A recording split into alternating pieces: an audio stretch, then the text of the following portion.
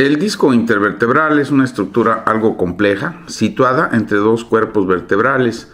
Está diseñado para repartir el peso desde la vértebra superior a la inferior y permitir la articulación o movimiento entre ambas vértebras.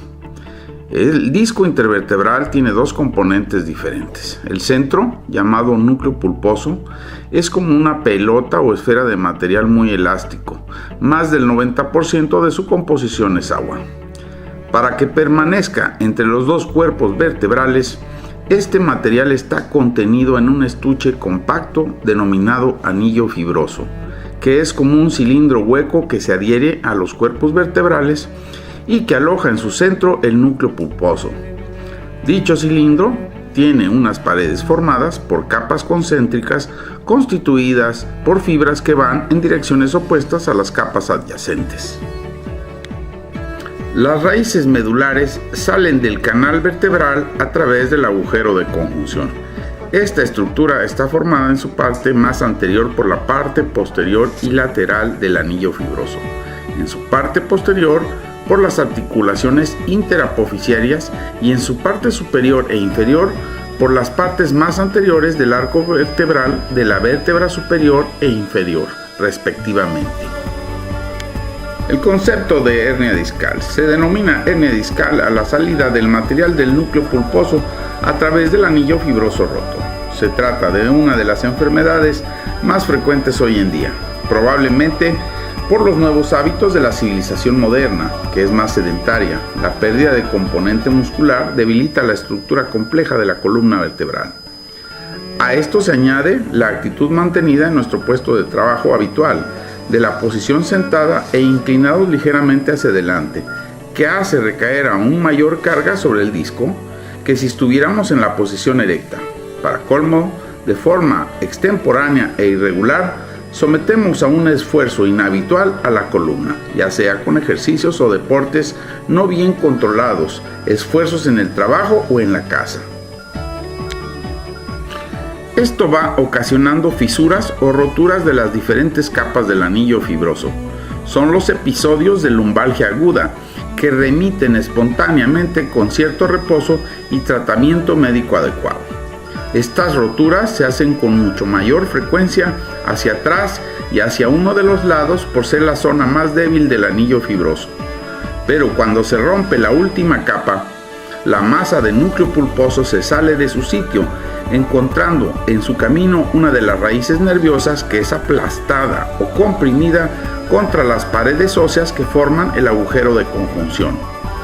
Esto va a ocasionar un cuadro doloroso más intenso y extenso que se corre o irradia hacia una de las extremidades inferiores, pudiendo llegar incluso a los dedos del pie. Se denomina ciática o lumbociática, dado que el dolor va por el trayecto que sigue el nervio ciático, que esto es detrás del muslo y de la pierna.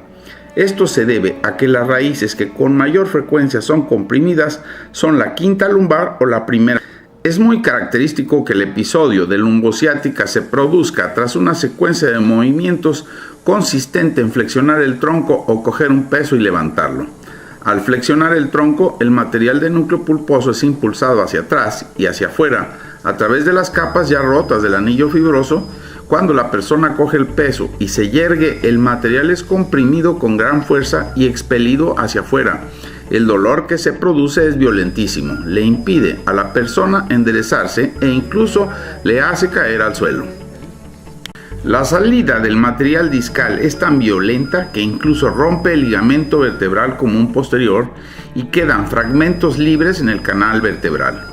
El cuadro clínico característico consiste en episodios de lumbalgias con ocasión de algún tipo de esfuerzo.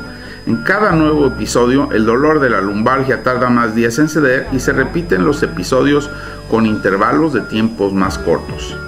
Tras un esfuerzo o de forma aparentemente banal, la persona tiene un dolor muy intenso que se corre hacia una de las piernas. El dolor aumenta con cualquier movimiento, sobre todo de flexión del tronco o con la tos o el estornudo. A esto se le conoce de nuevo como lumbociática.